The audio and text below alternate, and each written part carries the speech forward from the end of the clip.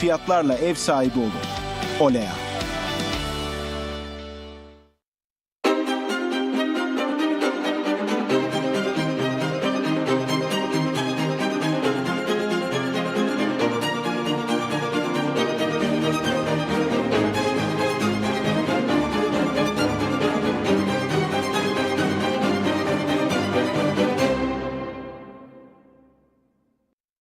TV 2020 ekranlarından merhaba sevgili izleyenler. Gündem özel programında Diyalog Medya Grubu Genel Yayın Yönetmeni Reşat Akar'la birlikte sizlerleyiz. Hemen bugün ele alacağımız konuları aktaralım.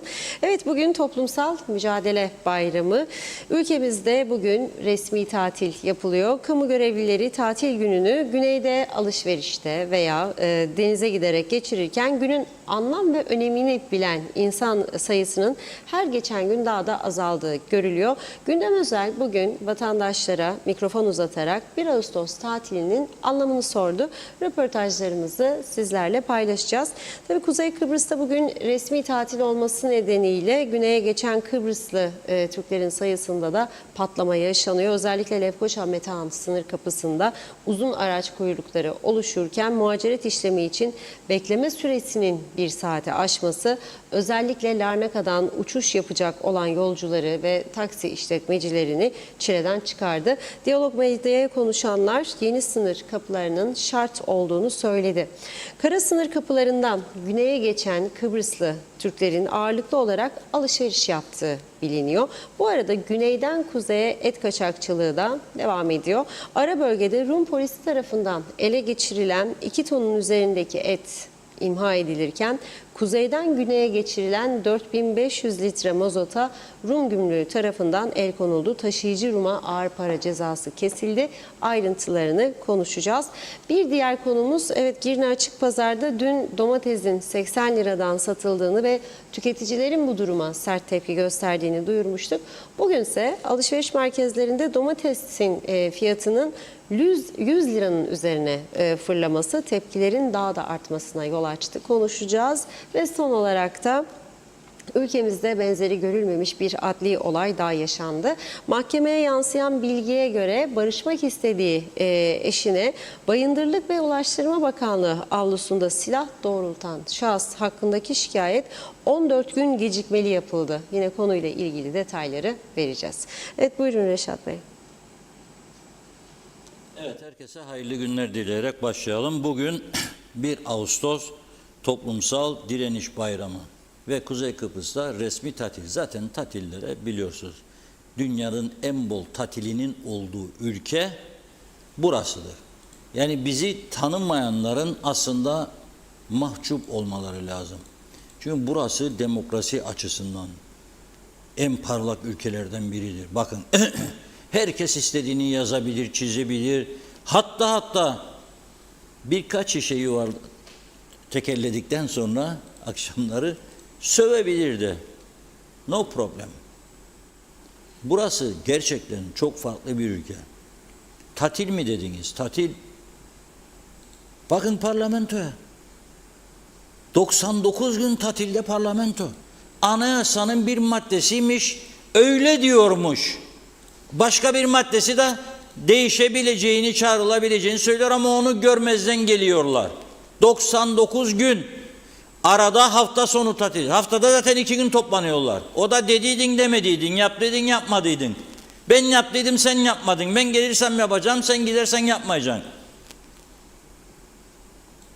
60 birleşiminden senede avutuyorlar milleti ve bu tavır yüzünden, yani yasaların yenilenmemesi yüzünden Güney ile aradaki önemli bir farkı bugün daha somut bir şekilde ortaya koyacağız. Bu kaçakçılık, maçakçılık meselelerini onlar nasıl yapıyor, biz nasıl yapıyoruz? Şimdi bu ülkenin tatili bol. Korona falan, okullar kapandı. Deprem oldu, okullar kapandı. Birçok okulda dersler yapılmadı ya da çadırda yapıldı. Eksik günler oldu. Gene tatil zamanında çıkıldı. Mayıs'ın sonu tatil. Bakın dün Öğretmenler Sendikası orta eğitim diyor, hiç açılmayabilir okullar bu sene diyor. O zaman daha da muhteşem olur. Bütün dünyada okulların bir yıl süreyle tamamen grevde olduğu tek ülke yeryüzünde ve tarih boyunca burası olacak. Ben bunu da şimdiden kutluyorum. Gazanız mübarek olsun. Bunu lütfen yapın. Vazgeçmeyin bundan. Vazgeçmeyin. Çok iyi olacak yani. Okullar iyi değil, dökülüyor zaten. Bir an hepsi kırık dökük falan filan. Açmayın. Gerek yok zaten. Tatil. Şimdi dün bahsetmiştim. Yarın dedim 1 Ağustos ve sordum bugünden dedim bir arkadaşa, tanıdığım birisine. Yarın tatilmiş dedim yani bugün için 1 Ağustos. Evet dedi, öyleymiş dedi. Vatandaşsın sen değil mi dedim. Evet dedi, tabii ki vatandaş. Dedim niye tatildir? Vallahi galiba buranın Mevlid Kandili'ymiş dedi. Bunu dün söyledim, bugün tekrar ediyorum. Ve bugün resmi tatil. Kamu da tabii, özelde çalışıyor herkes, biz de çalışıyoruz gördüğünüz gibi. Ama önemli olan tatil hakkını hak olarak görürken eğitimde bunun ne olduğunun öğretilmemesi. Bırak eğitim okullarda öğretilmediğini, olgun yaştakilerin bilmemesi. Gerçekten çok önemli bir olay. Dedi ki Ömer Kadiroğlu'na, havada, karada, denizde 1 Ağustos günü sen nerede? O da dedi ki nerede olacağım dedi. Ya FOTA'da dedi, yol meselesi bitmedi, o yolda inşallah artık gündemden düşer. Ya da dedi vatandaşlarla röportaj, hadi git bakalım dedik, gitti. 1 Ağustos neden tatilmiş? Birlikte izleyelim, sonra konuşalım. Ağustos Kuzey Kıbrıs'ta kamu çalışanları resmi tatilde. Evet. Neden tatil? Zannedersem TMT günü olduğu için direniş günü. Toplumsal direniş. Evet. Peki Toplumsal Direniş Bayramı'nda 3 önemli olay var. Nedir bunlar? Bilmesem desem. Bilemiyoruz ama Yok. TMT'yi bildiniz. Evet. Türk Mukavemet Teşkilatı'nın kuruluşu, Evet. Güvenlik Kuvvetleri Komutanlığı'nın kuruluşu ve Osmanlı İmparatorluğu tarafından Kıbrıs'ın ele geçirilmesi Tamam. olayları yaşandı. Evet. Biliyor muydunuz diğerlerini? Yani bilirdim ama aklımda tutmuyorum. Gençler özellikle neden bu tür olayları, bu tür tarihi olayları bilmiyor? Bence artık değer vermiyorlar. Çünkü yani gençlerimiz için çok bir şey kalmadı burada. Öyle de düşünüyorlar. Onun için böyle geçmişteki olaylar ki Kıbrıs için çok önemlidir. Artık önem vermiyorlar. Resmi tatil olduğu için işte Nedir? Önemli. milli bir şeyimizdir 1 Ağustos. Onun için Ne oldu 1 Ağustos'ta? 1 Ağustos işte Kıbrıs'ın mücadelesi. Toplumsal direniş Evet. 3 önemli olay var bunun içerisinde. Hatırlıyor musunuz? Vallahi şu anda hatırlayamayacağım. Türk Mukavemet Teşkilatı'nın kuruluşu, Güvenlik Kuvvetleri Komutanlığı'nın kuruluşu ve Osmanlı İmparatorluğu. Bizim yaşadığımız şeylerdir ama şu anda toparlayamadım. Evet. Gençler özellikle bu tür konularda evet bilgili değil. Hayır efendim eğilmiyorlar. Neden böyle sizce? Bizde de mi hata var? Okullarda da hata var. Her toplum hatası. Kitaplara koymak lazım okula. Okutmamız lazım. Evet. Biz anlatabildiğimiz kadar anlatıyoruz ama çok geçmiyor kulaklarına. Okumalar lazım. 1 Ağustos Türk Mukavemet Teşkilatı'nın kuruluşu. 1 Ağustos 1958'de Türk Mukavemet Teşkilatı kuruldu. Özgürlük ve Direniş Bayramı diye biliyorum ama toplumsal direniş. Peki Toplumsal Direniş Bayramı içerisinde 3 önemli olay var. Birini söylediniz, Türk Mukavemet Teşkilatı. Diğer ikisi nedir? Diğer ikisi birazcık takıldım ama bilemedim. Güvenlik Kuvvetleri Kuvvetleri Komutanlığı'nın kuruluşu, ve Osmanlı İmparatorluğu tarafından fethedilişi. Evet, hepsi birlikte. biliyordunuz aslında. Söz söyleyince biraz şey oldum ama hatırladım. Birazcık kültür seviyesiyle şeyle alakalı ama kitap okuma alışkanlığı kazandırmamız lazım diye düşünüyorum. Yani ben mesela 35-36 yaşındayım. Bizim nesil, yetiştiğimiz nesil, 80'lerin sonu 90'ların başı. Bu teknolojinin falan da çok gelişmesiyle beraber çok fazla bu kültür faaliyetlerine katılmadıklarını görüyorum genç arkadaşlarımızın. Yani bu sinema olabilir, tiyatro olabilir, kitap okuma alışkanlığı, bunları tekrardan kazandırmamız lazım diye düşünüyorum. Onun eksikliğinden dolayı yani genel kültür okumayla, araştırmayla bilgi becerisi kazanılacak bir durum. O yüzden bu gibi şeylere, daha çok elektronik şeylere önem verdikleri için eksik kaldığını düşünüyorum. Osmanlı'nın adayı fethi, Türk Mukavemet Teşkilatı'nın kuruluşu ve Güvenlik Kuvvetleri Komutanlığı'nın kuruluşunun yıl dönümü. Aileden başlar bu eğitim. Önce aile kendi eğitimli olacak ki daha sonra çocuklarını da eğitebilsin. Günümüzdeki teknolojiler artık buna hem el veriyor hem uzaklaştırıyor bu konudan. Yani hem imkanı daha çok da uzaklaştırıyor aslında. Bugün 1 Ağustos kamu çalışanları için resmi tatil günü. Neden tatil olduğunu biliyor musunuz? Ya. Hiç bilmem. Ciddi. Cidden. Cidden. 1 Ağustos nedir önemi bugün? Hükümetimizin kurulduğu gün mü o ya? 1 Ağustos. 1 Ağustos toplumsal Kurtu- bayramı. Ha, Biliyor muydunuz? ya bilmiyordum. Bilmezdiniz. Mesela 1 Ağustos'ta neler oldu onu biliyor musunuz? Ya 1 Ağustos'da onu da pek bilmiyorum. Bilmez. 1 Ağustos'da Türk Mukavemet Teşkilatı'nın kuruluş yıl dönümü, Güvenlik Kuvvetleri Komutanlığı'nın kuruluş yıl dönümü ve Osmanlı İmparatorluğu tarafından Kıbrıs'ın fethinin yıl dönümü. Biliyor muydunuz bunları? Bunları bilmiyordum. Bilmiyordunuz. Neden bu tür eksikliklerimiz var? Bu bilgilere neden sahip değiliz? Sebep belli çünkü nasıl hepsi okullarda bunları okutmadılar yani. Hiç çocuklarımız bunları bilmez ki. Şimdi sorgenler bilmezler. Bunlar büyükler bilir. Yani büyükler ama o milletvekilleri şeyler onlar bilir. Biz, Aslında Kıbrıs tarihi biraz okusak bilebiliriz. hani nerede? Bilebilirim tabii. Hani nerede o da? O da yok. Kıbrıs tarihi nerede var?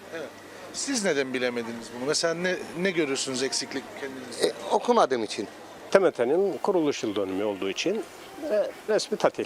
Şimdilik 1 Ağustos TMT'nin kuruluş yıl dönümüydü. İşte Onu hatırlıyorsunuz. onu hatırlarım. Toplumsal direniş bayramıdır ve 3 önemli olay var. Birincisi sizin de söylediğiniz gibi TMT'nin kuruluşu, Güvenlik Kuvvetleri Komutanlığı'nın kuruluşu ve Osmanlı İmparatorluğu tarafından Kıbrıs'ın fethi var. Fethedildiği tarih. Evet. Biliyor muydunuz? Biliyordum ama şimdi şu an aklımdan çıktı. Evet. Gençlerimiz çünkü hiçbir zaman atalarımız tarafından bilgilendirmediği. Dolayısıyla gençler de pek omursuzdurlar bu gibi konularda diye bilinçsizdirler. Siz çocuklarınıza veriyor musunuz bu eğitimleri? Genelde evet. Evet. Kıbrıs tarihi. Tabii. Torunlarıma bile söylüyorum ben yani anlatıyorum. 1974 harekatları, 63 olayları, hadiseleri. Hep bunları söylüyoruz biz. Tabii herkes evlatlarına daima bu gibi konuları anlatmaları gerekir. Tecrübeli olmaları gerekir. Hep Diyalog TV'yi devamlı izliyoruz biz. Ve çok da hoşumuza gidiyor Reşat Bey'in bizi bilgilendirdiği birçok konular vardır. Her konuda memnunuz yani Diyalog TV'den. Ne için tatil? 1 Ağustos. Tamam. Ne oldu 1 Ağustos'ta? Ne oldu? Bilmiyorsunuz. E, Ya da biliyorsunuz hatırlamadınız. Söyleyeyim. 1 Ağustos Toplumsal Direniş Bayramı. Güvenlik Kuvvetleri Komutanlığı'nın kuruluşu, Türk Mukavemet Teşkilatı'nın kuruluşu ve Osmanlı İmparatorluğu tarafından Kıbrıs'ın fethinin yıl dönümü. Biliyor muydunuz? Evet. Büyük bir kısmı bu tür konuları bilmiyor. Neden bilmiyorlar? Birçok nedeni var. Şimdi ilk neden olarak şey diyebiliriz. Bir kere yeni neslin dünyaya bakış açısı eskiye nazaran daha farklı. Mesela dahi ben 75 doğumluyum.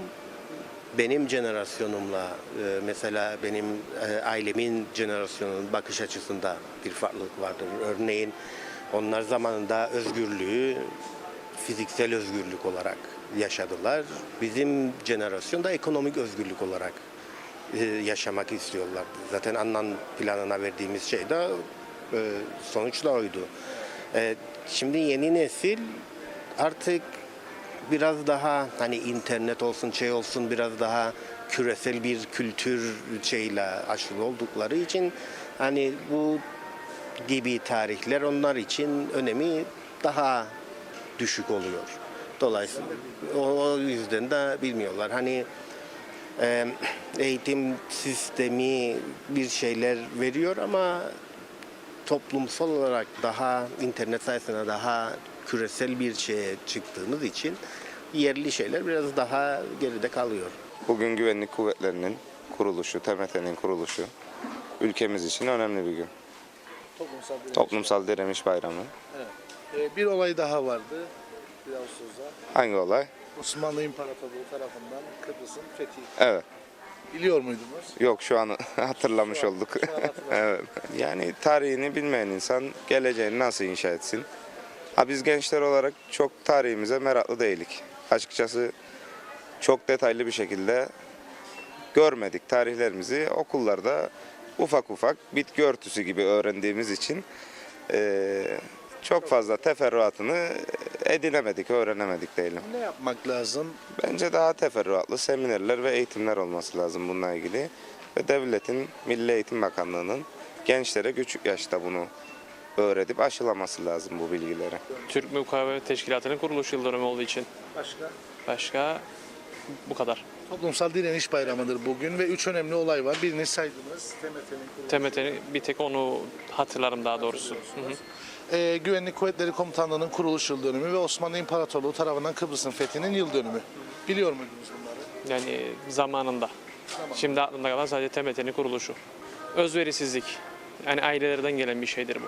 Aileler yani doğru düzgün zamanda öğretse, bakın bunlar bizim tarihimizdir, bunları öğretseler. Yani bana ailem zamanında öğrettiği için ben bilirim halen de, ama biraz da benim unutkanlığım var. Yani unutkanlıktan değil, üstüne düşmediğim için. Yani okulu bitirdikten sonra aynen tekrar etmediğim içindir.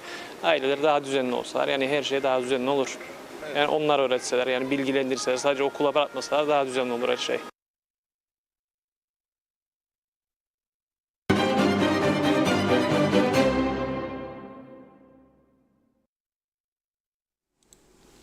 Evet, vatandaşların konularını, söylediklerini birlikte izledik.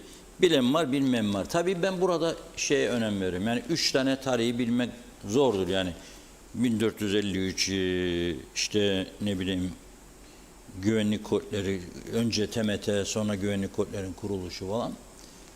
Çok uzun bir sıfat verdiler bu bayram tatilini yaparken. Dediğim gibi geçmişte o dönemki Yüce Meclis üyeleri öyle tartışıldı. Birileri öyle yapın dedi, öyle oldu. Bakın bu ülkede bir çakıldaşı vermeyiz diye politika vardı. Bir anda değişti.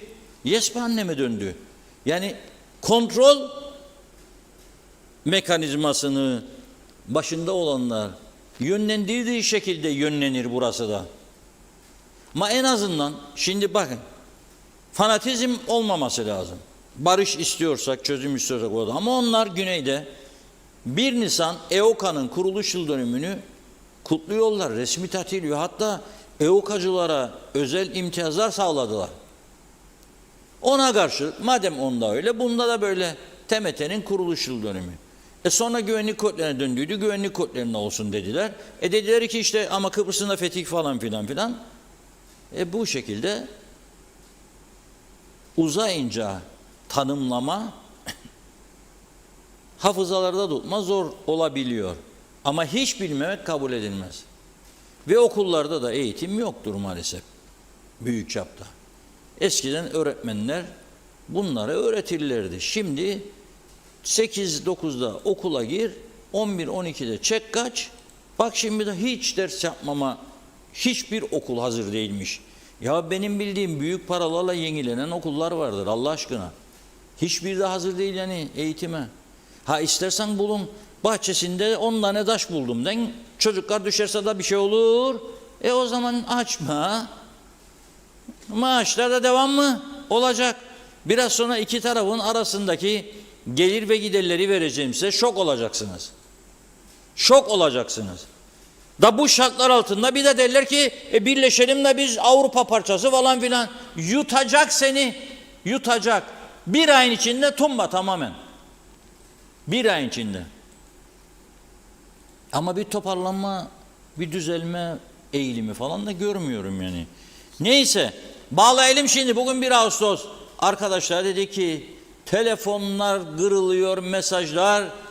Metehan'da yine izdiham, Metehan'da yine izdiham, Metehan'da yine izdiham. Ne yapalım? Bu konuyla ilgilenen tek yayın kuruluşu olduğumuzu söyler herkes. Ne yapalım?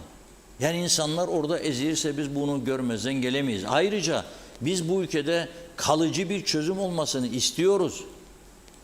Olabilmesi için de temasların artması gerektiğine inanıyoruz. Onlar gelip akaryakıt aldığı gibi biz de o tarafa gidip istediğimizi alabilmeliyiz. Onun için açın daha çok sınır kapısı diyoruz. Devamlı zorluyoruz, açınız. Geçişleri kolaylaştırınız. Ciplidir şimdi yeni Forever TR'nsi kimlikleri. En azından KKTC kimli olanları dönüşte göster geç basit bir elektronik sistemle bunu çözünüz. Yok arkadaş, yok. Kurdele kesmeye vakit var. Kurdele kesmeye vakit var. Plaket alıp plaket vermeye gün içinde vakit var. Fakat bunlarla ilgilenecek vakit yok kimsede. Neyse buna da Serdaran veya Şengül ve Abdullah su içmez. Havada, karada, denizde Apo. O da durmaz hiç. 40 derece sıcak var dedim, dikkat et başına geçmesin. Bana dokunmaz dedi ve çıktı gitti. İzleyelim şimdiden Metehan bölümünü, röportajları.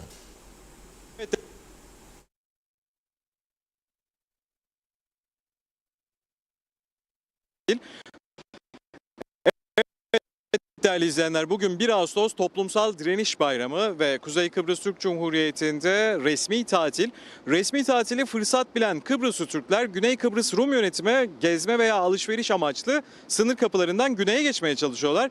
Ancak yaklaşık 40 derecelik sıcak altında şu anda yarım saati aşkın bekleyen sürücüler isyanda. 10 dakikalık mesafeyi 2 saatte aşamıyorsan diyecek bir şeyim yok. 2 tane kapı var bizde. Hatta 6'ya çıkıyor bizim tarafla. Ama o taraf 2 kapı açıyor inatla. Sen istediğini yap. Evet. Güneyde çalışıyorsunuz. Aynen. Ne gibi zorluklar yaşıyorsunuz efendim? En büyüğü trafik işte görüyorsun. Evet. Bu vakit ve yakıt kaybı oluyor değil mi sizin? Aynen öyle. Evet. Ben onu da hesapladım. Evet. Bu trafiğe kaldığım zaman benim ödediğim miktar ekstra 2000 TL yansıyor. Ayda. Ayda 2000 lira kaybınız var bu trafikte. Aynen. Şu anda tam 25 dakika oldu ve geçemedik. Şu anda Larnaca Havalimanı'na mı? Evet aynen. Uçağı kaçırma riski var mı? Oluyor tabii oluyor. Yani şimdi burada trafik kapı açacaklar bize, bilmem ne yapacak. Her gelen hükümet bir şey söylüyor bize, hiç kimse sözünü tutmuyor yani. Ama sarayımız var. Sarayımız tamamdır yani. Çok hızlı ilerliyor o. Sağ olsunlar. 12:20 geçe kuyruktaydım. Evet. Bak 12:20 geçe. 40 dakika. Aynen 13-12 ve benim 48 dakikadır ben şimdi bizim polisten geçtim. Ve daha aramızda ne kadar trafik var siz biliyorsunuz. Evet. Ulaştırma Bakanlığı'na sesleniyorum. Lütfen güney kısmındaki yönetimle görüşüp anlaşsınlar. Lefkoşa'daki eski Mausa kapısında açsınlar. Luricina kapısını açsınlar. Yani aha görüyorlar bu kadar insan gelip geçiyor. Misafir getiriyoruz. Biz bu ülkeye turist getiriyoruz. Para getiriyoruz. Müşteriler para harcıyor burada sonuçta. Larnaca Havalimanı'na mı gidiyorsunuz? Evet, Larnaca Havalimanı'na gidiyorum. Yolcular yetişebilecek mi peki? Yani yetiştirmeye çalışacağız işte ama bu trafikle böyle devam ederse patlayan transferlerimiz de oluyor yani. Oldu değil mi? Evet tabii ki. Hatta şöyle söyleyeyim, 2 hafta önce benim arkadaşım bu trafik yüzünden cebinden 1800 euro para ödedi taksici olarak bak. Misafirler uçaklarını kaçırdılar. 1800 euro para ödedi cebinden. Yani olabilir mi böyle bir şey? Bizim suçumuz ne burada? Var mı bizim suçumuz? Yok. Ama hükümete lütfen buradan çağrı yapıyorum. Bu sınır kapılarındaki sorunu çözsünler. 30-40 dakikadır yoldayız. Bu sıcakta 30-40 dakika beklemek zor geldi mi? Bayağı bir zor tabii ki. Yani geçişlerde sürekli aynı sıkıntıyı zaten yaşamaktayız. Yan tarafa ekstra bir yer yapacaklardı ama o da durdu. Sebebini de bilmiyoruz. Yeni kapılar açılmalı mı efendim? Elbette ki. Bu geçişler rahatlatılmalı çünkü sürekli aynı sıkıntıyı çekiyoruz. Özellikle Metehan'da korkunç bir sıkıntı var. Bunu bütün herkes biliyor. Mecburen buraya gelmek zorundayız. Yoksa Pile'den, Pergama'dan geçerim. Efendim klimada çalışmıyor şu anda. 40 dakikadır beklemek nasıl bir duyguydu? Ya zor bir şey ama mecburuk. Ne yapacaksın? Yapacak bir şey yok. Elbette diyalog lazım. Bir de sistemi kurmadıktan sonra 10 kapı da açılsa sanırım sonuç aynı olacak. Birazcık sistemin gelişmesi lazım. Çok sıkıcıydı. Güneş de üstümde gördüğünüz gibi yandım. Evet. Kolay gelsin. Yaklaşık 15-20 dakika yoldayız. Evet. Bir şey değil. Zaten geri döneceğiz ya. Vazgeçtik gitmekten. Bence de açılmalı. Yetersiz bu. Yetersiz. çünkü. Yetersiz değil mi? Evet. Yetkililer bunu düşünmesi lazım. Yani halkın değil yani. Onların düşünmesi lazım sonuçta. Değil mi? Bu manzarayı görüyorlar sonuçta. Efendim yeni sınır kapıları açılmalı mı sizce? Kesinlikle. Büyük eksiklik yani. Bu yönde yetkilileri çağrınız ne olur? Bir an önce bir müdahale edilmesi şart yani. Yetkili var mı bu memlekette? Yetkili var mı bu memlekette? Hepsinin işi hikaye. Hamhum şorolop, hırsızlık, dolandırıcılık.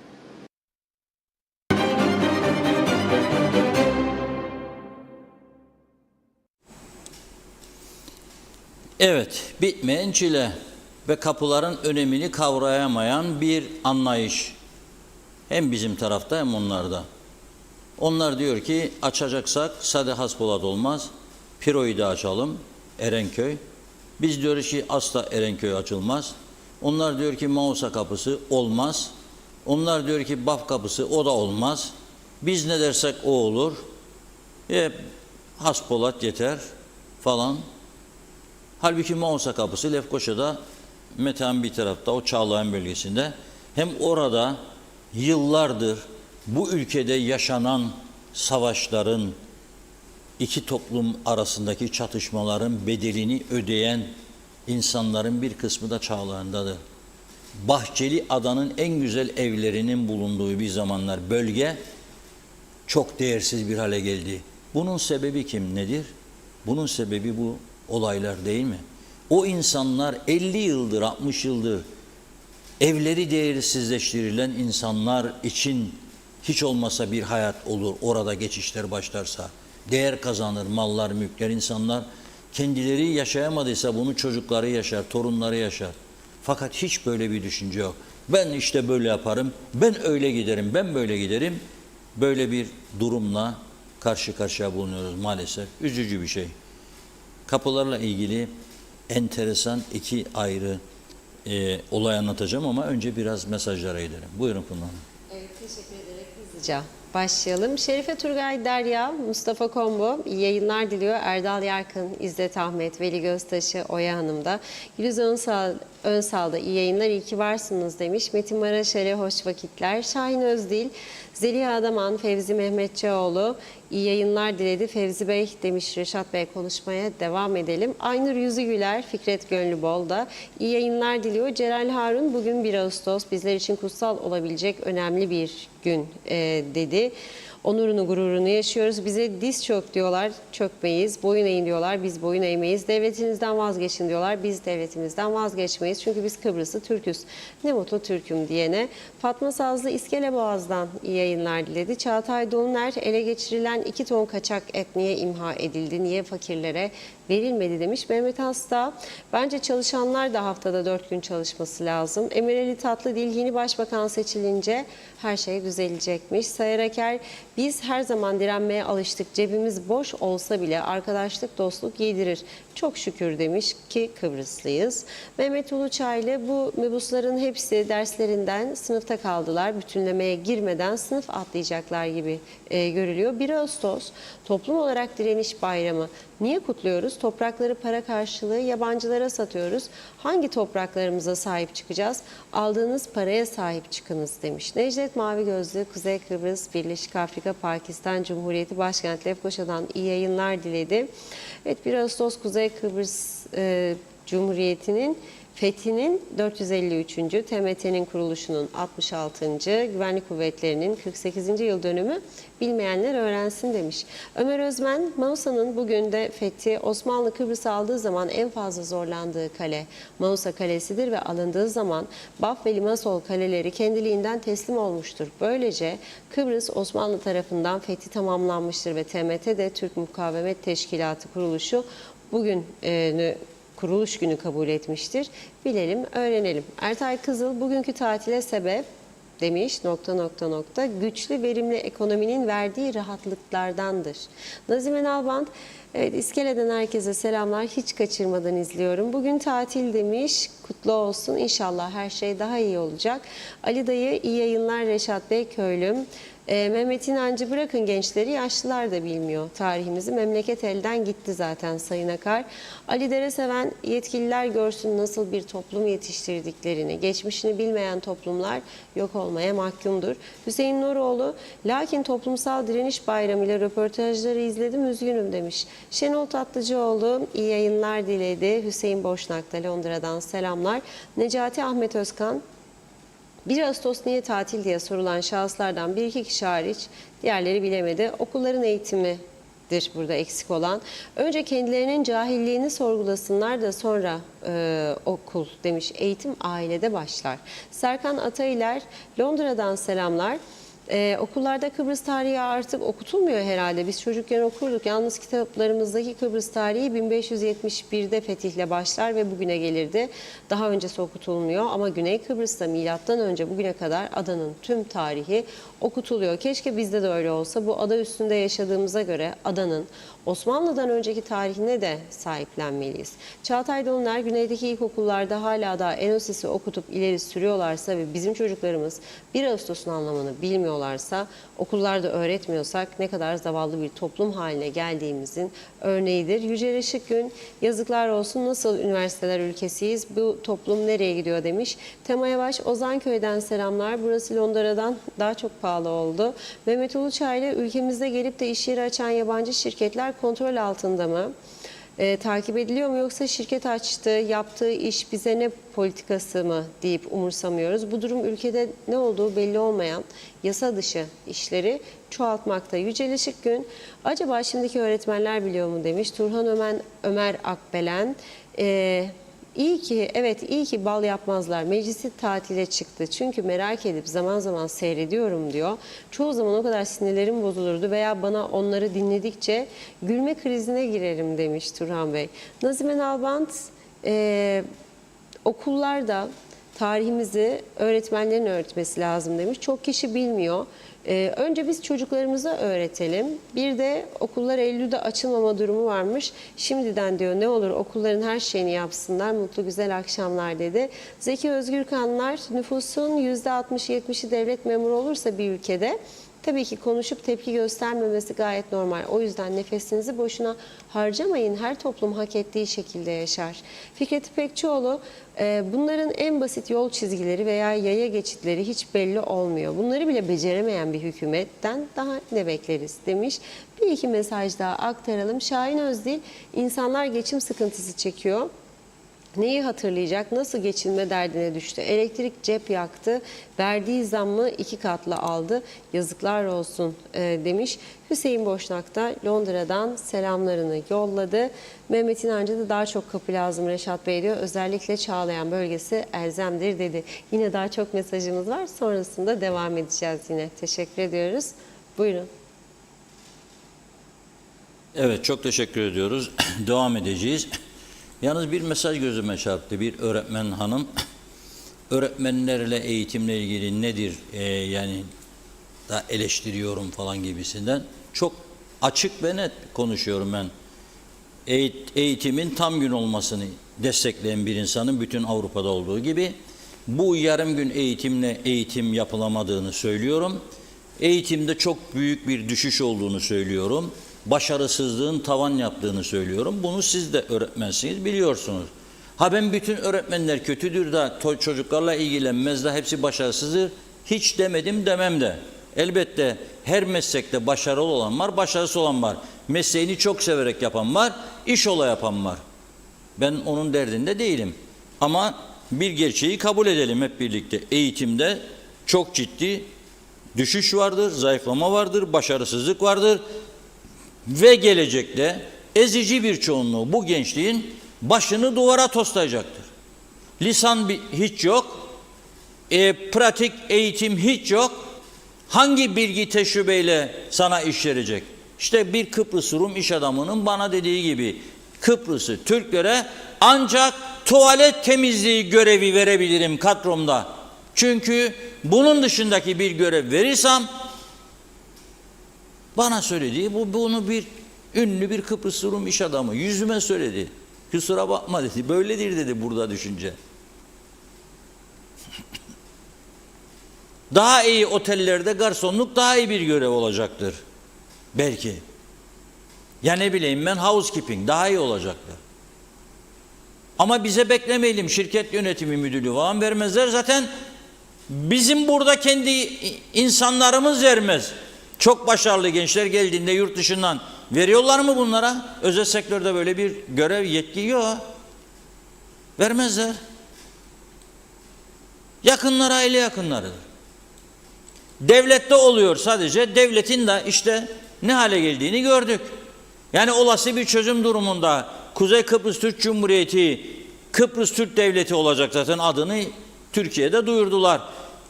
Türkiye Büyük Millet Meclisi tezkeresinde Kıbrıs Türk Devleti diye bir ifade kullandı ve bunu Meclis Başkanı Sayın Numan Kurtulmuş söyledi. Dil sürçmesi değil, bilinçli söylediğim dedi. Kıbrıs Türk Devleti. Yani adımız Kıbrıs Türk Devleti olacak yakında, göreceksiniz. Çözümde iki devletli diyoruz ya, işte Kıbrıs Rum Devletçiği kurucu, Kıbrıs Türk Devletçiği kurucu. Ama bize bu kadar memur bırakmayacaklar. Bu kadar emekli nasıl ödenecek? Ben bilmiyorum. Bilmiyorum. Keşke astroloji profesörüne sorsaydım Funda Hanım, Abdullah Abdülaziz'e ya da Elmaziye Hanım'a bir telefon açıp sormak lazım, falcı. Ben bilmiyorum. Nasıl ödeneceğini de düşündüğümde sonuç alamıyorum kendi kendime. Ha Türkiye devam ederse para olamaya karşılıksız burada, o zaman ödenir. Ama yaratılan bu düzenin, bu enkazın ortadan kaldırılması ve düzelmesi kolay değildir. Başta eğitimde kabul edelim. Her seçim öncesinde birçok partinin manifestoları var, elimde saklıyorum arşivimde. Tam gün eğitim vardır. Sağlıkta ve eğitimde tam gün dediler. Ne oldu? Olmadı. Peki niçin olmuyor? Çünkü sendikalar da yardımcı olmuyor. Tamam mı? Bak, ben dünkü Orta Eğitim Öğretmenler Sendikası'nın tehditvari açıklamasını şahsen doğru bulmadım. Bu da benim en doğal hakkımdır, bunu söylemek en doğal hakkım. Ha ben ona yağ buna yağ çekirsem zaten bu programı yapmama gerek yok. Yani ona yağ buna yağ diyerek zaten memleketin ne hale geldiğini gördük. Buna ihtiyacım da yok. Ha perde arkasında geri falan, hiç öyle bir geri düşüncem falan yoktur. Hiç kimse de içinde ben fikirlerimi caydırmam, başka yönlere çekmem. Kim isterse olsun en yakınım. Ama kabul edelim, eğitim maalesef iyi durumda değildir. Çok kötüdür. İyi demeyi ben söyleyemiyorum. Çok kötüdür. Niye insanlar özel okullara kaydırıyor çocuklarını? Başarısızlık var devlet okullarının onun için. Ve perişan oluyor insanlar. Özel okullara para yetiştiremiyor analar, babalar. Bırak anaları, babaları, büyük analar, büyük babalar. Emekli paralarını onlar için harcıyorlar. Bir de sağlık için. Konuşmayalım mı bunları? Konuşacağız tabii. Birlikte konuşacağız. Siz de yardımcı olun. Yanlış giden, aksak olan şeyleri yazınız. Konuşalım. Bilmediklerimiz mutlaka vardır. Öğrenelim. Eksiklerimiz varsa tamamlayalım. Şimdi Rum polisi 25 Temmuz günü Yeşil Hat'ta ara bölgede Kuzey Kıbrıs'a geçirilmek üzere 2 tondan fazla et ve et ürünü ele geçirmiş. Bakın, kuzeye geçiriyor. İstese diyebilirdi ki bu şekilde vahşice, hiçbir hijyen koşulu yok. Hiçbir hijyen koşulu yok. Bu şekilde kuzeye geçiriyordu. İsterse derdi ki bana ne? Durkoslara gidiyor. Yesinler, zehirlensinler. Bakın onu da söyleyeyim. Şimdi son günlerde ishal, kusma gibi şikayetler özellikle küçük çocuklarda çok artıyor. Büyüklerde ama çocuklarda daha da çok. Nedendir bu sizce? Hangi yediğimiz gıdalardan değil mi bu ya? Bunu gıda profesörü mü olmak lazım bilmek için? Sağlıksız gıdalarla beslediğimiz için çocukları ve kendimiz beslendiğimiz için böyle oluyor. Ve bu et düşünsen hangi koşullarda taşınıyor, sonra hangi işletmeye verilecek, sonra nasıl evimize girecek düşünün.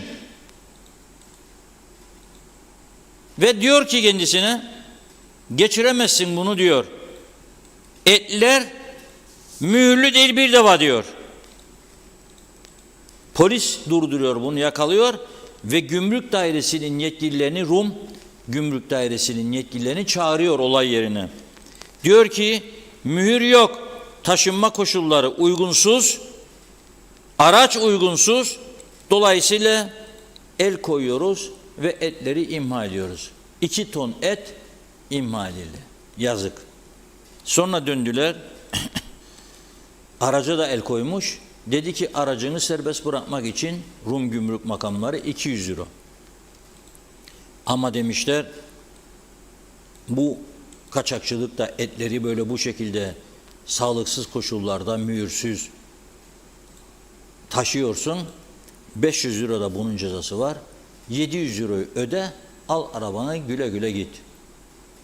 O da 700 euroyu ödedi, aracını aldı gitti. Şimdi bizde ne yapıyorlar? Bizde bizim gümrük yakaladığında eskiden kelepçe de vururlardı ki çok insana vurdular. Götürüyorlar, karakolda ifadesini alıyorlar.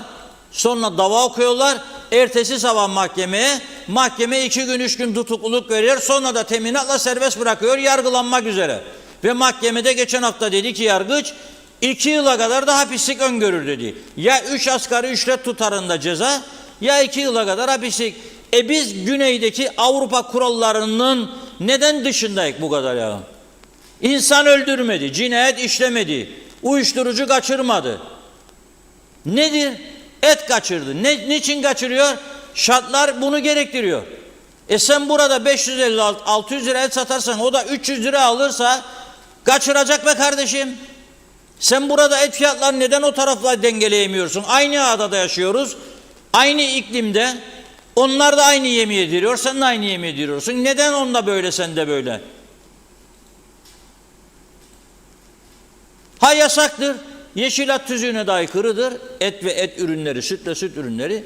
Kes cezasını gönder adamı gitsin. Ama yok.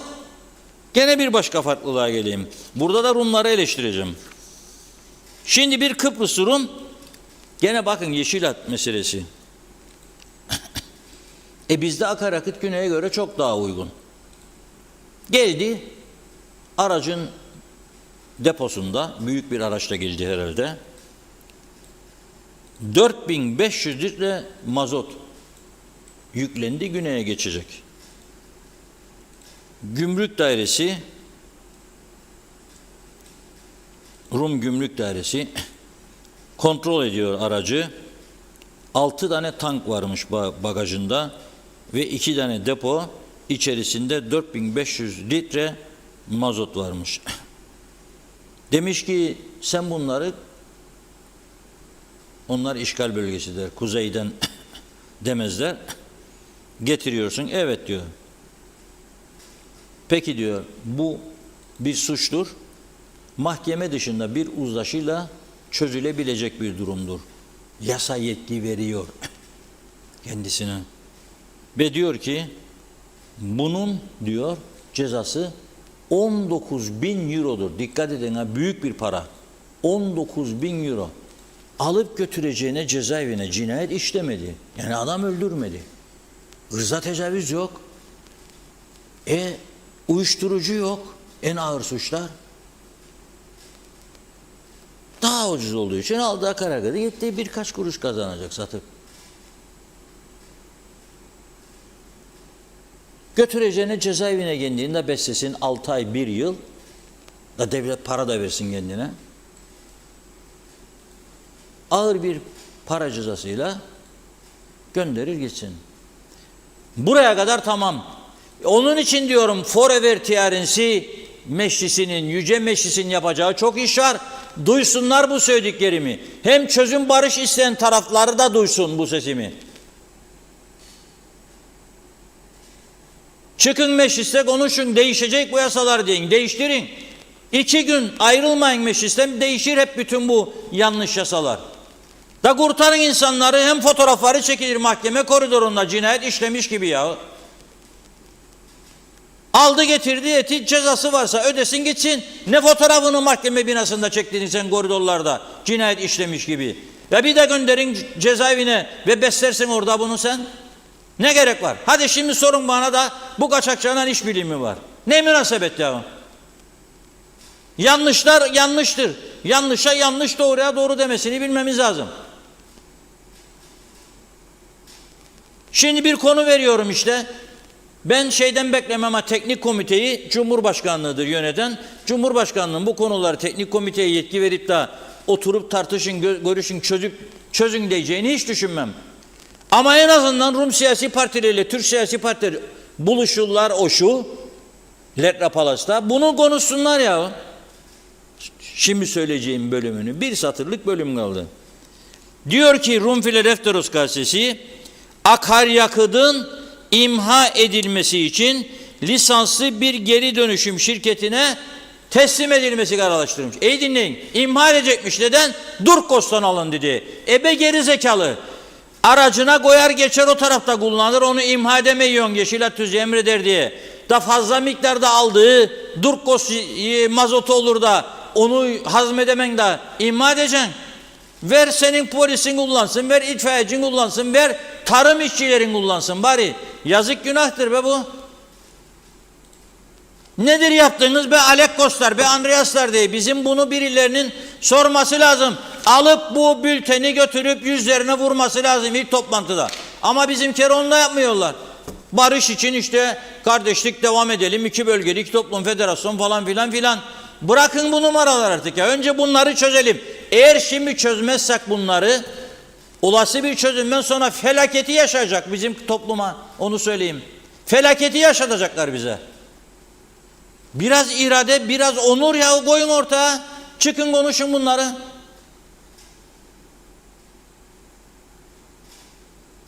İmha edecekmiş 4500 litre mazotu, bak ama ne?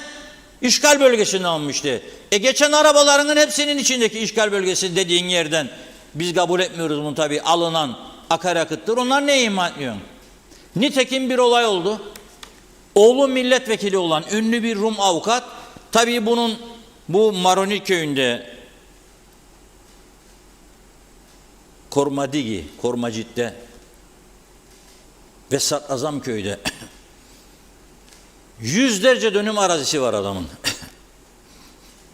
Seviyor, geliyor. Uzun zamandır duymadım sesini falan. İnşallah sağdır, bilmiyorum. Ondan dinledim ben bunu. Kormacı'da gittiği zaman oradaki insanlar tanıyor kendisini, biliyor da köyün zenginlerinden araziler birçok yerde. Buna hellim mi diyorlar? Beğendimin hellim diyor. Vallahi çok güzel diyor. Bir küçük kavanozun içerisine 3 tane hellim koyuyorlar kendisine. Götür diye. Rum gümrüğü geçerken durduruyor. Bu ne? Hallumi diyor. Yasak diyor. Şimdi bu adam demiyor ama ben ünlü bir avukatım demiyor ama oğlum Disi Partisi'nin başkan yardımcısıdır. Ünlü bir politikacıdır da bana yapamazsınız bunu. Hiç onları söylemiyor. Niçin yahu diyor. Orada yedim diyor, midemde var zaten, geçiyorum diyor. Kendi köyümden yahu diyor. Ne olacak? Hayır diyor. Tamam bir dakika dur diyor. Açıyor kavanozun kapağını. Şimdi yersem bunu geçebilir miyim diyor. Bozuluyorum gümrükçü tabii. Şeye düştü. Çok fanatizmenos birine düştü. Fanatik birine yani demek istiyorum. 3 tane hellimi vallahi bereşat dedi. Çatır çatır yedim önünde namussuzun dedi. Demiş yedikten sonra geçebilir misin geçen kavanozu da sana hediye ediyorum demiş. Allah etti kendisiyle. Ve geçti. Böyle bir trajikomik olaylar yaşanıyor bu Kıbrıs'ta maalesef. Şimdi bunu Bayan Holgin'e bizimkiler hiç anlattı mı bu tür olaylar acaba? 8 dakika görüştük, gönderdik kendini. Git be kadın işine be, git da biz forever istemek ya, bunlar bitti. Bu değildir siyaset ama. Bu olmamalıdır. Bunları konuşmanız lazım. Avrupa Birliği yetkililerine bunları konuşmanız lazım. Anlatmanız lazım. Eskimiş 60 yıllık siyasetiyle gitmez bu toplum, bu ülke. Hem onlara yazık ediyor kendi yönetimler, hem bize yazık ediyor bizim yönetimler. Böyle olmaz, olmamalıdır.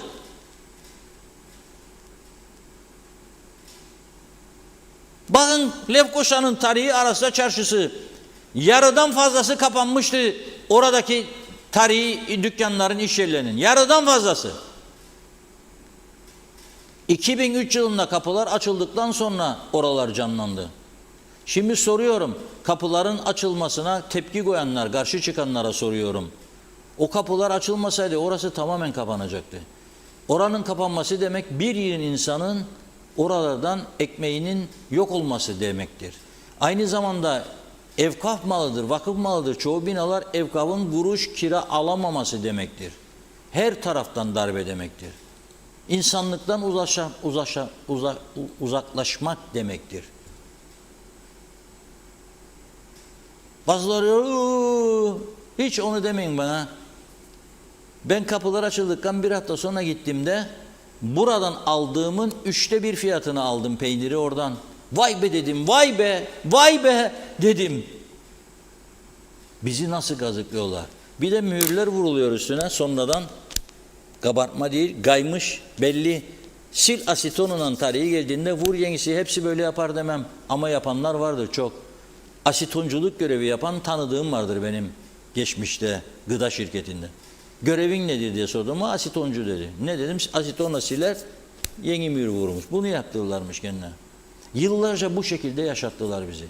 Şimdi de bugün gene çok yakınımdan haber aldım. Üzüldüm. Çocukların biri pazartesinden düne kadar, ikincisi de dünden itibaren rahatsız olmuş. Terleme, gayetme, ishal. Doktora götürmüşler. Doktor demiş ki bağırsaklardandır. Nereden oluyor? Gıdalardan demiş. Gidiyorsunuz diye yazdım çocuklara. Dondurma alıyorsunuz. Elektrik söner, jeneratörü yok adamın. Dondurmalar erir. Elektrik gelince tekrar donar. Bunu 100 defa konuştuk. Yemeyin, yedirmeyin. Yedirdiğin zaman paranla ne olacaksın? Rezil olacaksın. Telefon açarlar, take away isterler. Be kardeşim ha, etleri gördün, böyle etler de var, kıymalar da var. Getirdin eve, dur da evde yap, gözün kör olmasın. Emin olduğun yerden aldığın yemeği, yiyeceği yap da yedir. Ha emin olduğun bir yer varsa bir şey demem. Bizim arkadaş tavsiye ettiydi, oradan alalım, aldık. Yok almayacaksın. Ha işin boyutu sadece çocukların veya büyüklerin terlemesi, ishal, kusma meselesi değildir. Doktor, civanım seni istiyor canım. Paralardır mühim olan giden. Ne kadar verecek doktor bey? Ben 1200 alalım sizden, ne 1500. Reçete böyle. Reçete böyle. Yazar. Gitti minnet sacağı, başla titremeye. Aman ne kadar. Cüzdanı say, yeter mi yetmez mi para? Kredi kartı ver, çeker mi çekmez mi? Ne hale getirdiniz ya bu memleketi siz böyle ama? Ne hale? Sosyal sigortam var ama özelde bakınamam. Paramı ödemezsiniz. İlla beni götüreceksin devlet hastanesine. Kendileri bağırıyor dün, acilde tek doktor nasıl bakacak? 40-45-50 kişi gidiyor bazı gece. Bakamaz, teşhis koyamaz. En çok yaptıkları nedir bilir misiniz? Yalanısa, bana şimdi burada açık yazsınlar yalandır dediğin diye. Her gideni yaptıkları bir taktik vardır. Baktı gördü, neyin var? Karnım ağrır, işte bilmem ne, nefes ama. Geç odaya, bağlayın serumu der. Serumu bağlar, doğrudur yanlıştır o da bilmez. Nöbetçi orada, pratisyen bir doktor. Biraz canlanır serumu alınca, hadi git evine, bir şeyin yoktur. Bazıları bir gün 2 gün sonra bay bay, tumba. Ondan sonra bu şartlar altında beğenmeyin kaçsın ha. Yaşamak istemezsen git da derler ha. Yok. Bunu bize yaşatanlar geçsin. Bizim gidecek bir durumumuz yok. Bunu bize yaşatanlar buyursun gitsin. Ama biz bu ülkenin düzelmesi için hep birlikte çalışmaya devam etmeliyiz. Bize domatesi bile yedirmez oldunuz yahu. Dün Hadi hazırlanın hep birlikte. Ayağa kalkalım, şıkır şıkır oynayalım. Eminem restoranda gidenler orada oynar, bırak onlar oynamasın. Ama biz Eminem bilmediğimiz için, ya da bir tane daha var meşhur galiba. Defler mefler dağıtılırmış. Şeyde görürüm ben de sosyal medyada, Facebook'ta. Siz evde oturduğunuz yerde kalkın çocuklarla, çocuklar da oynayabilir ha. Domatesin çekirdeği diye bir şarkı vardı bir zaman. Domatesin çekirdeği kırmızı kırmızı. Domatesin çekirdeği kırmızı kırmızı. Domatesin çekirdeği Domatesin çekirdeği kırmızı kırmızı. Domatesin çekirdeği kırmızı kırmızı. Bu dünyanın kızları yıldızı yıldızı. Domatesin çekirdeği kırmızı kırmızı. Domatesin çekirdeği kırmızı kırmızı. Domatesin çekirdeği Çadırımın üstüne şıpı dedi damladı. Çadırımın üstüne şıpı dedi damladı. Allah canımı almadı almadı. Allah canımı almadı almadı. Veresiye vere vere kalmadı kalmadı. Veresiye vere. Domatesin çekirdeği. Cezaya girmeyelim o çünkü korkuluyor. Evet, dün dedik Girne açık pazarda domates 80 ile 100 arası dedik. Ve vatandaşlar tepki gösteriyor dedik. Keşke demez olaydık. Bugün uyanır uyanmaz sosyal medyada bakın 99.99'u gördük diyor. Bunu da anlamış değilim. Şimdi İngiltere'de, Avrupa'nın bazı ülkelerinde, ama esas İngiltere'de çok yaygındır. Mesela ayakkabı alacaksınız 49.99. İnsanlar ne der? 49 lira der. Halbuki 50 lira o normalde. 50'dir. Ama bu bir ticari taktikadır. Şimdi bizimkileri alıştırız, hepsiye de bunu yaparlar. Olmaz. 99.99 lira. Verecek mi var? Bir kuruşu var mı? Bir kuruşun yoktur. Yoktur. Domatesin çekirdeği kırmızı kırmızı. Şimdi kırmızı çekirdek var mı yediğiniz domatesde? Hadi bakayım, soruyorum. Kesin bakalım aldığınız domatesi. Hem 99 hem de içine bakın bakalım. Dışı kırmızı, içini kestiğin zaman yemyeşil. Bazı yerler patlak, kokusu yok. İlaçlar gırla üzerinde. Efendim üretici de haklı, çünkü ilacı sıkmazsa, kullanmazsa üretici, domates üretimi azalır. Çünkü sinekler, böcekler musallat olurmuş, delermişler. Onun için sıkacak ilacı delmesin diye. Domates büyüdüğü zaman birkaç gün beklersen bu sıcak havalarda kızarır, değil mi? Bekleme olmaz, çünkü bir an önce toplanacak, çarşıya gidecek, para kazanılacak. O zaman da onun kızarması için üzerine kükürt veya başka maddeler falan sıkılacak ve ertesi günü piyasaya sunulacak. Bizler de bir güzel yiyeceğiz. Yazın göbeğinde domates neden böyle acaba? Gerçekten ilginç bir konu. Buyurun Funda Hanım. Evet, devam edelim mesajlarımıza. Zeki Emirzade iyi yayınlar demiş. Nikos Bülent, Antonio, Esma Nazmiye, Mehmet Ali Özdemir, Haldun Kemal'de, Necla Sevil, Zarif İnce de iyi yayınlar diliyor. Caner Asbaba, Erol Topçu, Mustafa Özcan da iyi yayınlar diledi. Teşekkür ediyoruz. Zeren Turalı, dost acı söyler misali bizlerdeki bu sorumsuzluk, laçkalık, vurdum duymazlık, neme lazımcılık, vurgun soygun talan devam ederken hukuk dışı bir yapıyla, oluşumla yasal olmayan, kabul onay görmeyen, çağ dışı bu kötü zihniyetle asla Avrupa Birliği'ne girmeyi hak etmeyiz. Bizim yerimiz, statümüz ne yazık ki Afrika Cumhuriyeti'dir. Mehmet Bey, ağaçtan, çiçekten, yeşillikten anlamayan insanlar belediye başkanı olmasın demiş. Lefkoşa ve Mausa çok kötü durumda diye de ekledi. Ali Cenapoğlu, bu memleketi düzeltecek olanlar zaten bu memleketi bozanlardır diyor. Celal Bozdemir bizlere ve ekibinize iyi yayınlar diledi. Mehmet İnancı, dün akşam Maypa'yı izledim, açıklama yaptı, çok ilginç. 226 adet evraktan sadece 4 tanesini açıklamış. 222 evraktan bakalım neler çıkacak diyor. Leyleklerin getirdiği bu evraklar neye gebedir acaba? göreceğiz. Aliye Mehmet 40 derece sıcakta niçin her gün gidiyorlar? Bu kadar mühim ne var acaba güneyde demiş. Arif Mustafa Cüce kapıların açılmasıyla muhtarlar bari ilgilensinler.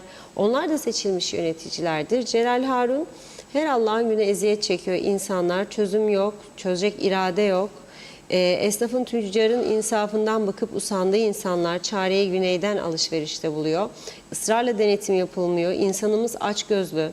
Kuduz diyor gözü cebi doymayan esnafın ve tüccarın insafına terk edildi. Hükümet işin kolayını buldu. Ver hayat pahalılığını, varsın fiyatlar artsın. Devletin ticaretteki bütün gelirleri döviz üzerinden. Devlet kazanıyor, tüccar kazanıyor. Al gülüm, ver gülüm. Bu gidişle insanlar ay sonu maaş almaya torbayla gidecek ama çözüm mü? Hayır. Serbest piyasa ekonomisinde bir hukuk var. Temel gıda maddelerine narh koyacaksın.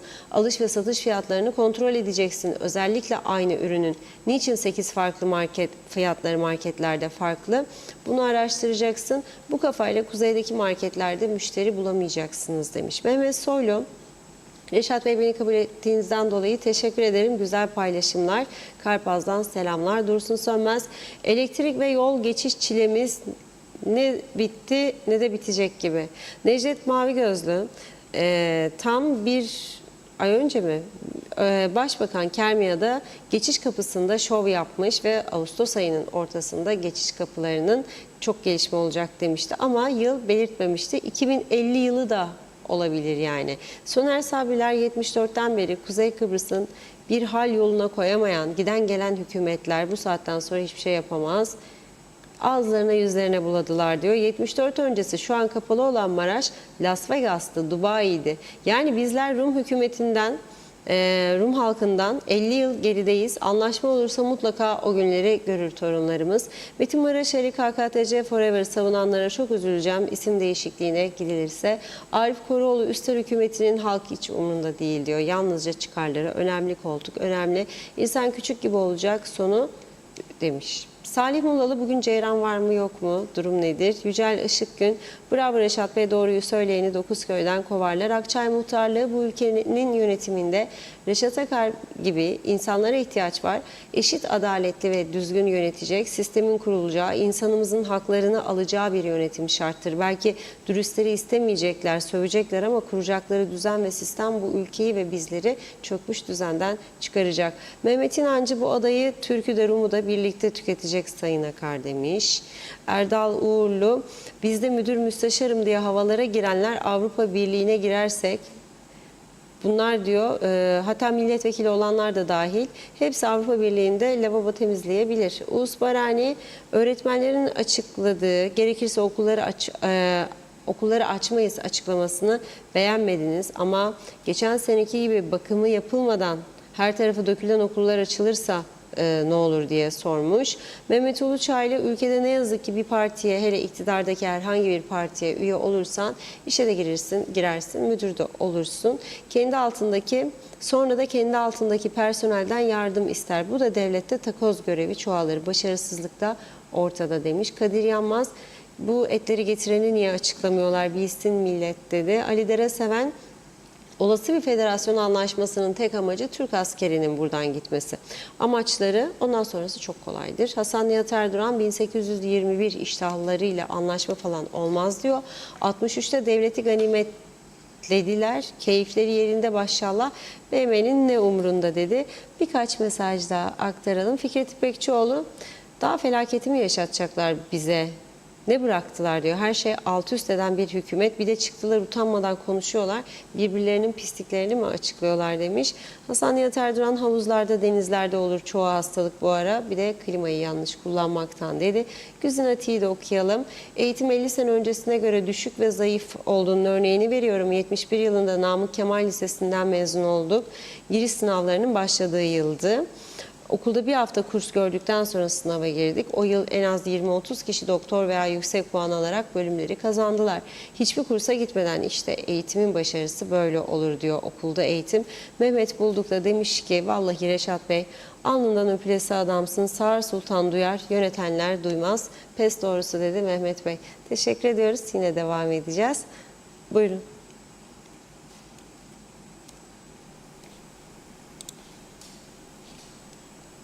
O kadar çok mesaj var ki Funda Hanım. Ben burada uğraştığımı gördüğü için mesajları kısa geçiyor. Bir anda şeye gireyim diye, sıkıntıya gireyim diye ama girmem, merak etmesin. Şimdi sebze meyve sepeti paylaşımı var. Onu gönderdi arkadaşlar bana. Sebze meyve sepeti. Ben duymadım yani, bilmiyorum. Siz biliyor musunuz sebze meyve sepeti? Böyle bir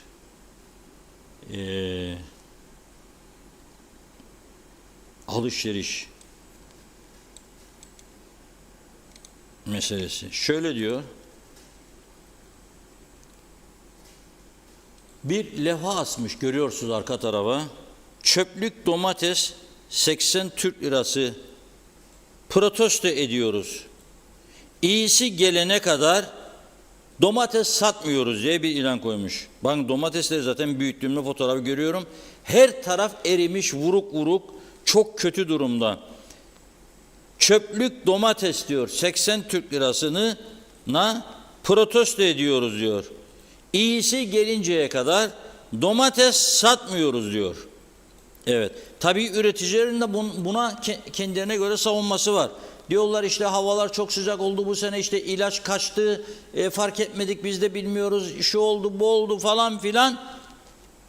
Herkesin bir savunması var, bilmiyorum. Yani Tarım Bakanlığı bu işle ilgilenmeli. Kaç yüz tane çalışan var Tarım Bakanlığı'nda bilmiyorum. Ama dışarı çıkacak adam yoksa ayrı bir konu. Karayollarında olduğu gibi, karayollarında 110 kişi varmış ama dışarıda iş yapacak 4 kişi 5 kişi varmış. Araçlar hurdaya dönmüş, çalışmıyormuş. Ambarlar, çok para eden ambarlar, değeri olan yani arazi olarak boş duruyor. Eski kırık dökük alet edevatlar var orada. Ben onun için diyorum, kapatın dükkanı, bitsin bu iş. Yani karayolları işletemiyorsan harcadığın paraları ihale usulüyle yaptıracaksın, memlekette rahat edecek. Yapabilenler yapacak bu işi. Yapamayanlar yapmayacak. Yani önemli bir noktadır bu gerçekten. Söylemek istiyorum. Şimdi tabii adli olaylarda da çok ciddi durumlar var. Bugün polisin yaptığı açıklamaya göre Surlar içindeki bir bölgede çocuklar arasında başlayan kavga daha sonra büyüklere yayılmış. Yumruklaşmalar, vurmalar, kırmalar, dökmeler ve aşırı alkol tesiri altında birçok hareketler. Çığırından çıkıyor bu işler. Çok kötü. Bir başka olay ise 16 Temmuz tarihinde gerçekleşmiş. Fakat polise şikayet 30 Temmuz'da yapılmış. Yani aradan 14 gün geçtikten sonra bir arkadaş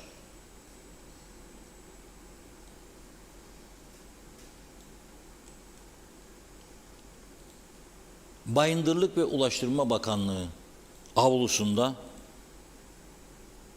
barışmak istediği eşine silah çekiyor ve diyor, iddiayı aktarıyorum mahkemeye, polisin aktardığı iddiayı. Barışmak istiyorum. Eğer barışmazsan seni de kendimi de öldürürüm demiş. Ve bundan sonra Meteoroloji Dairesi'ne ait eşinin odasına giriyor, silahı boynuna dayayıp darp suçu işliyor. Bugün mahkemeye yansıtılan iddia bu. Mahkemede polis diyor ki incelenmesi gereken kamera görüntüleri var. Araştırmamız lazım bu işi. 2 gün tutukluluk emri istiyor. Mahkeme de 2 gün tutukluluk emrini veriyor. Evet, şimdi Orta Doğu'nun kaynadığı bir süreçte bakın biz Kıbrıs'ın kuzeyinde nelerle uğraşıyoruz. Güney'in birinci konusu şu anda Orta Doğu. İkinci konu Kıbrıs sorununun çözümüyle ilgili müzakere sürecinin başlaması. Onlar çok umutludur. Eylül ayında bu sürecin başlayacağını düşünüyorlar.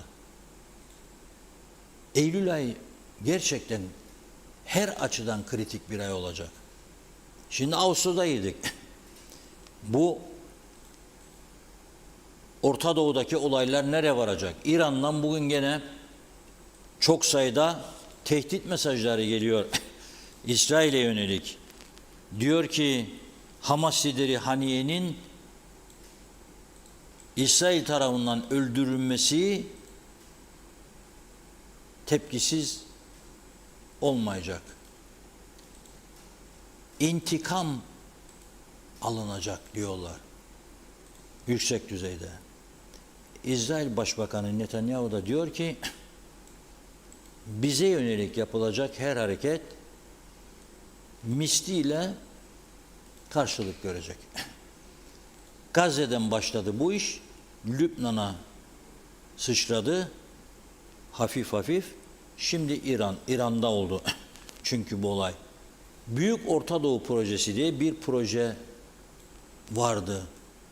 20-25 yıl önce Amerika tarafından ortaya atılan. O dönemde yayınlanmış köşe yazılarımız var. Diyordu ki bizde bazıları, Amerika hep böyledir, taktik yapar falan, insanların kafasını karıştırır da işte Siyonizm falan filan. O projenin adım adım uygulanmakta olduğunu görürüz. Bazı stratejik planlar zamanlama açısından aksamaya uğrayabilir. Yani mesela siz bir harekatı Temmuz diye hedeflersiniz ama bazı beklenmedik gelişmeler olur. Ağustos'a, Eylül'e, Ekim'e, Kasım'a, Aralık'a, hatta bir yıl sonra, hatta 2 yıl sonra kaydırılabilir.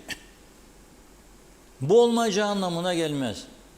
Şimdi Orta Doğu'da yaşayanlar budur. Bakın bugün Lufthansa, Alman Hava Yolları 2 gün uçmayacaktı Tel Aviv'e. 2 gün doldu, bugün uçuşu vardı. Fakat Alman pilot demiş ki ben inmeyeceğim.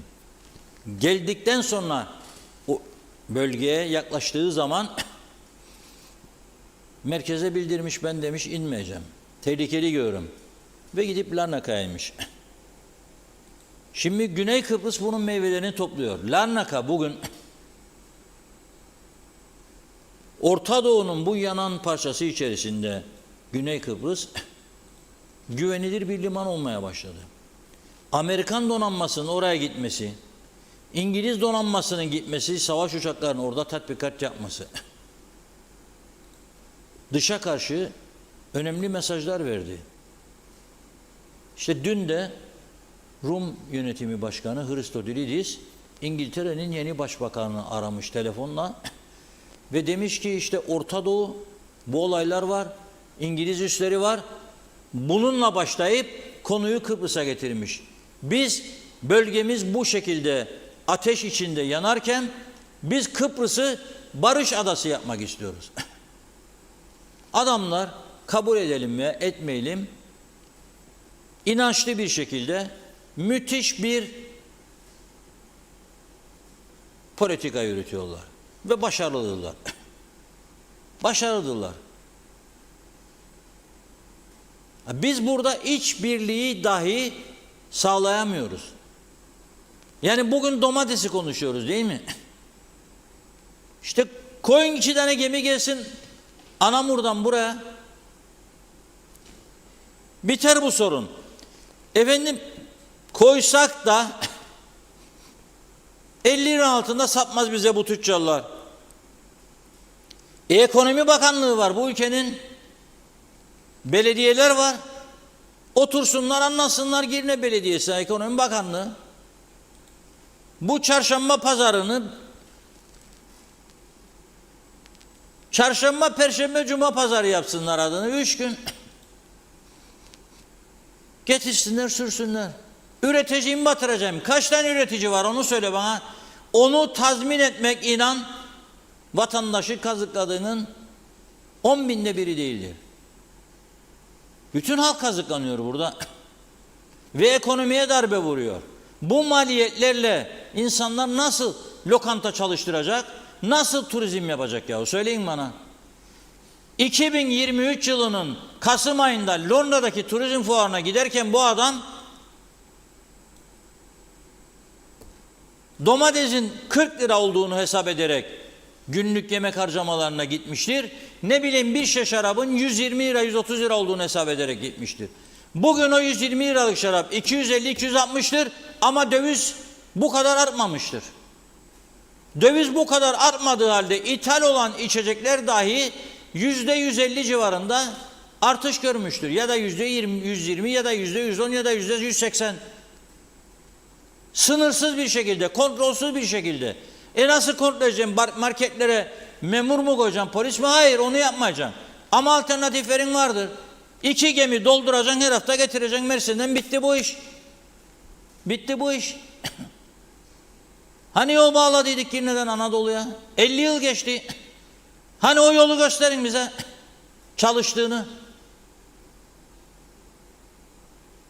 Hiçbir konuda plan ve program yoktur. Yoktur arkadaş. Her şey burada tamamen şeye dayandı. Partisel siyasi çıkar ilişkisine dayandı. Ve önümüzde yani umut olarak görebileceğimiz plan ve programlar da yoktur. Varsa söyleyin bana. Mesela elektriği nasıl çözecekler? Farz edin iktidarı değiştik. Nasıl çözecekler elektriği? Var mı proje? İşte biz Interconnect'te daha falan 5 yıl 6 yıl ister. Parası nerede? Kim verecek? Biz Kıp'taki iyi çalıştıracak. Nasıl çalıştıracağım? Bu kadar birikmiş borçlara ve bu kadar işçi ücretleri artmıştır. Yığınla istihdam yapılmıştır. İhtiyacın çok fazlası personel olan bir kurumu nasıl düzenleyeceğim onu söyle. Yoktur, plan program yoktur önümüzde. Hastaneleri daha iyi hizmet verecek. Nasıl verecek? Böyle yaptığın zaman doktor gelmez ki hastaneye. Tam güne geçirecek mi bana sağlık sistemini açık ve net kaç günde geçireceğinin garantisini verir mi? Ben bileyim. Geçirmediğin takdirde istifa edeceğini söyler mi bana? Yok. O da yok. Nasıl güveneceğim? Neye güveneceğim yani? Durum bu merkezde. Evet, bugün biraz erken başladık. Erken bitirelim. 1 Ağustos bayram günü bizi çalıştırdığınız ya, onun için biraz erken bitirelim. Biz de erken gidelim mahalleye. İşlerimiz var daha, tabii gazete var. Gidecek olanlar gidecekler, gidemeyenler var. Devam edeceğiz ama biraz erken bitiriyoruz. Yarın inşallah, maşallah, mübarek Cuma günü üstelik güzel haberlerle birlikte oluruz. Evet, teşekkür ediyoruz. Tamamlıyoruz sevgili izleyenler. Yarın aynı saatte görüşmek üzere. İyi akşamlar.